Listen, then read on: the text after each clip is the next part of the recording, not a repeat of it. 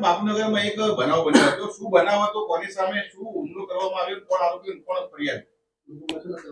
Bapunagar police station વિસ્તારમાં 31 તારીખની સાંજે મણિયાર ટેલર્સના ગેટ આગળ અજીત મિલ 4 રસ્તા ખાતે એક મારામારીનો બનાવ બનેલ છે, જેમાં હકીકત એવી છે કે આ કામનો જે મુખ્ય આરોપી છે મોહમ્મદ અંસાર, એની પત્ની અને આ કામનો જે ફરિયાદી છે યાસીન, એના શાળાને પ્રેમ સંબંધ હતો અને આની મોહમ્મદ અંસારની વાઈફ હિના એ યાસીનના શાળા સાથે ભાગી ગયેલી અને એ બાબતે બાપુનગર પોલીસ સ્ટેશનમાં જાણવાજોગ દાખલ થયેલી.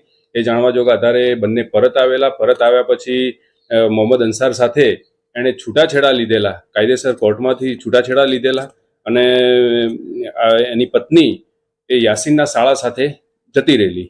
આની અદાવત રાખી અને આ કામનો જે મુખ્ય આરોપી છે મોહમ્મદ અંસાર, એ આ કામના ફરિયાદીને વારંવાર ધમકી આપતો હતો અને એ આધારે ગઈ 31 તારીખે સાંજે મોહમ્મદ અંસાર અને ગુડ્ડુ ઉર્ફે સાંગા અને એક ત્રીજો અજાણ્યો ઇસમ છે, એ ત્રણેય સાથે મળી અને તલવારથી યાસીન ઉપર હુમલો કરેલો અને એના પગના ભાગે તેમજ હાથના ભાગે તલવાર મારી અને ફ્રેક્ચર કરેલ છે. આ બાબતે બાપુનગર પોલીસ સ્ટેશનમાં ગુનો રજીસ્ટર કરવામાં આવેલો છે અને આગળની તપાસ ચાલુ છે.